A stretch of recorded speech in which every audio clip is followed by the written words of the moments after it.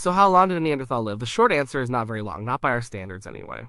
Most Neanderthals probably didn't see their 40th birthday. Many didn't even make it to 30. That's the quick, simple picture.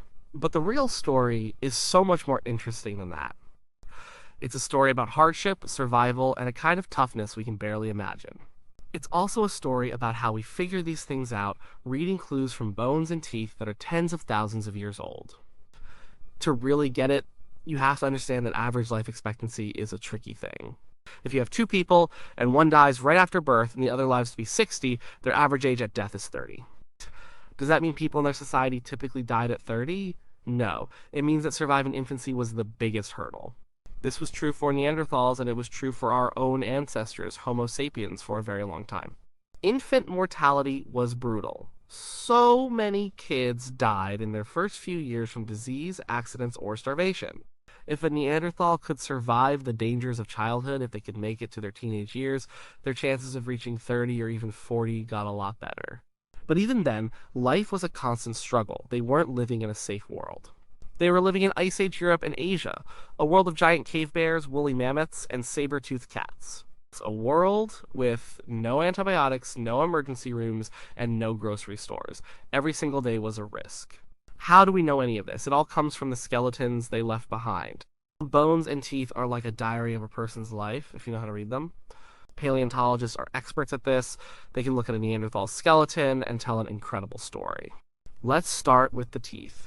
Teeth are amazing. They grow in a predictable way, laying down new layers of enamel every day. These layers create microscopic lines almost like tree rings. By counting these lines on a fossilized tooth, scientists can figure out, with incredible accuracy, how old a Neanderthal child was when they died. This is how we know that so many died young. But teeth tell us even more. When a young Neanderthal went through a period of extreme stress, like a famine or a serious illness, their enamel growth would be disrupted. This leaves a permanent mark on the tooth, a thicker, darker line called an enamel hypoplasia. And Neanderthal teeth are full of these stress lines. It tells us their childhoods were not easy.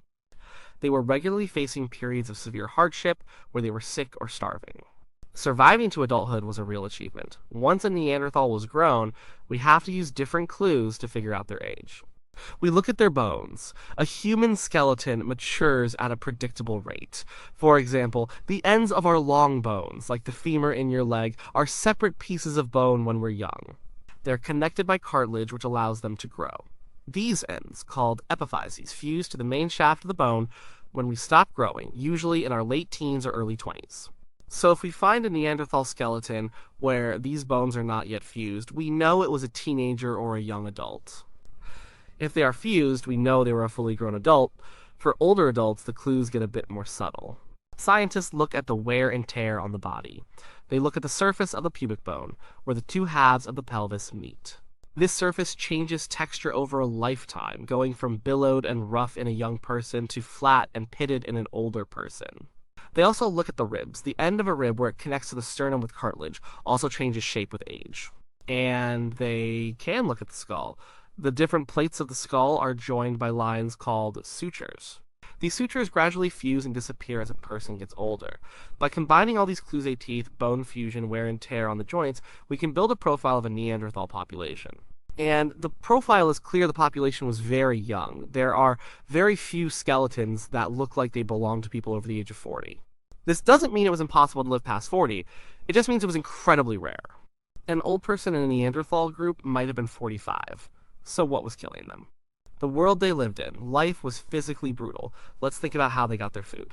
Neanderthals were apex predators. They weren't just scavenging, they were hunting huge, dangerous animals. We're talking about mammoths, woolly rhinos, giant elk, and bison.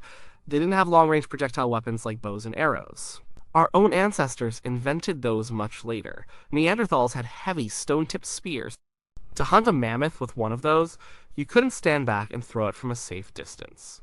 You had to get up close, very close. This was incredibly dangerous work. It was confrontational hunting. Imagine running up to an animal the size of a bus and trying to stab it with a spear. The chances of getting kicked, gored, or trampled were huge, and the skeletons show this. Many adult Neanderthal skeletons are riddled with healed fractures. They have broken arms, broken ribs, broken legs, and skull injuries. One famous study compared the pattern of injuries on Neanderthal skeletons to the injuries of a modern group of people, professional rodeo riders. And the pattern was remarkably similar. Lots of head, neck, and upper body trauma. It's the kind of damage you get from being thrown around by a large, angry animal. This tells us that their daily life involved a level of physical risk that is almost unimaginable to us today. A broken leg could be a death sentence. Without a cast or surgery, it might not heal correctly. You wouldn't be able to hunt or travel with the group, and even if it did heal, you might be left with a permanent disability. Then there was disease. We live in a world of modern medicine. If you get a cut, you clean it and put a bandage on it. If it gets infected, you take antibiotics. A Neanderthal had none of that. A simple cut from a stone tool could get infected. An abscessed tooth could lead to a systemic infection that spread through the body and killed you. Their skeletons show evidence of these things. We see jaws eroded by massive infections that started in a single tooth. We see signs of arthritis and degenerative joint disease, a product of a physically demanding life. And there was always the background threat of starvation. The Ice Age climate was not stable. There were good times with plenty of game, but there were also long, hard winters and periods where the herds moved on. A Neanderthal group had to be constantly on the move, following the animals. If they had a bad hunting season, or if a sudden climate shift made resources scarce, the whole group was in trouble. The stress lines on their teeth tell us they endured these periods of hunger from a young age. But this isn't just a story of bleak, brutal hardship, it's also a story of resilience and community. The skeletons that show severe injuries also show something else healing. Many of the fractures on Neanderthal bones are healed. This means the injured person didn't die immediately, they survived, and they couldn't have survived alone. Think about it. If you have a broken arm and a head injury, you can't hunt. You can't gather plants. You probably can't even defend yourself. For you to survive long enough for those bones to heal, someone had to take care of you. Someone had to bring you food and water. Someone had to protect you from predators. The healed bones of Neanderthals are some of the best evidence we have for compassion and social bonds in their societies. They didn't just abandon the weak or injured, they cared for them. The most famous example is an individual known as the Old Man of La Chapelle-Assens, found in France. He was old for a Neanderthal, probably in his early 40s. His skeleton is a catalog of misery. He had severe crippling arthritis in his spine. His jaw was so degraded that he had lost most of his teeth. He couldn't have chewed tough meat. He would have been in constant pain and had trouble moving around. Yet he lived for years in this condition. His group must have been feeding him, perhaps chewing his food for him, or preparing it in a way he could eat. They kept him alive. Another incredible example comes from the Shanidar cave in Iraq. One individual called Shanidar I lived to be around 40 or 50 years old, a true elder. His life had been incredibly hard. A crushing blow to the left side of his head when he was young had damaged his brain, likely leaving him partially blind in one eye and possibly paralyzing the right side of his body. His right arm was withered and had been amputated or broken off above the elbow. He walked with a limp because of a deformed foot and leg. He was severely disabled from a young age. In a survival of the fittest world, he should have died as a teenager, but he didn't. He lived for decades. His group cared for him his entire life. He must have contributed in other ways, maybe by holding knowledge, telling stories, or teaching younger members how to make tools. His survival is powerful proof of a complex, caring social structure. So when we ask how long a Neanderthal lived, we are really asking about two different things. What was their potential lifespan and what was their actual life expectancy? Their potential lifespan was probably not that different from our own. A Neanderthal was a human. Genetically, they were very close to us. There's no reason to think that if you raised a Neanderthal in our modern world with our medicine and food, they couldn't live to be 70 or 80. Their bodies weren't programmed to die at 40, but their actual life expectancy was drastically shorter because their world was so much more dangerous. The risk of dying from trauma, infection, or starvation was incredibly high at every stage of life. Reaching the age of 40 was like winning the lottery. You had to have been lucky, and you had to have been tough. Now, it's interesting to compare them to the first modern humans, Homo sapiens, who arrived in Europe around 45,000 years ago. For a long time, we shared the continent with Neanderthals. Did we live longer than they did? The evidence is a bit surprising. At first, we didn't. The skeletons of the earliest Homo sapiens in Europe show a similar pattern, a short, hard life. They also died young, often from violence or disease. Life was tough for everyone in Ice Age Europe.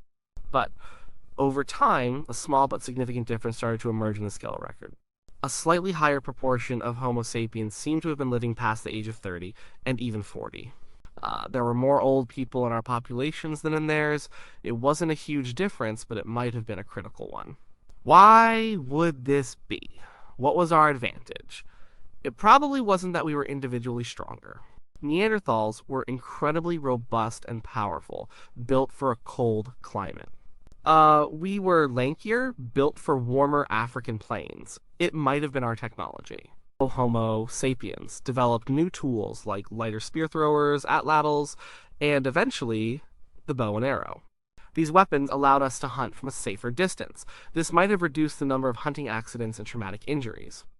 We also seem to have had a more varied diet, eating more fish, birds, and plants, which might have helped us survive when the big game was scarce. But the most compelling idea might be about our social structures and the role of grandparents. This is known as the grandmother hypothesis. The idea is that in human societies, women who live past their childbearing years play a crucial role. They help their daughters raise children, they provide extra food, they hold and pass on a lifetime of accumulated knowledge about plants, resources, and social rules. A grandmother's presence allows her daughter to have more children, and it increases the chances of those children surviving. This creates a powerful evolutionary advantage. A group with active, knowledgeable grandparents will grow faster and be more resilient than a group without them. Did Neanderthals have grandmothers? Well, yes, in the biological sense. But if very few individuals lived past 40, there would have been very few elders around to fulfill that social role. The transfer of knowledge between generations would have been more difficult. A Neanderthal child might have never known their grandparents. A Homo sapiens child might have had a better chance. This small demographic edge, having just a few more older people in each group, could have snowballed over thousands of years. More elders meant more knowledge, better childcare, larger populations, and stronger social networks. It might have been one of the subtle but decisive advantages that allowed Homo sapiens to thrive while Neanderthals eventually faded away. So, the story of the Neanderthal lifespan is not just a number, it's a window into their world. They lived short, difficult, and often painful lives. The constant threat of violent death, crippling injury, and starvation was their reality. You can see it etched into their bones. They were tough, resilient survivors in a world we can hardly comprehend. But their skeletons also tell a story of compassion. They cared for their sick and their elderly. They supported the disabled members of their group for years, even decades. They weren't the brutish, solitary cavemen of cartoons. They were complex people with deep social bonds who faced the incredible hardships of their world together. So, when you think about a Neanderthal life, don't just picture it as short. Picture it as intense. Every day was a struggle, but also a testament to their strength and their humanity. They were a successful species surviving for hundreds of thousands of years in some of the most challenging environments on Earth. Their lives were short, but the legacy they left, a story of survival and care written in their very bones, is timeless. We are still learning from it, still piecing together the details of their world, and still marveling at how they managed to endure it for so long. The final answer is that a Neanderthal lived long enough to face down a mammoth, to heal a broken bone, to care for a friend, and to pass their skills on to the next generation. And, in their world, that was a lifetime.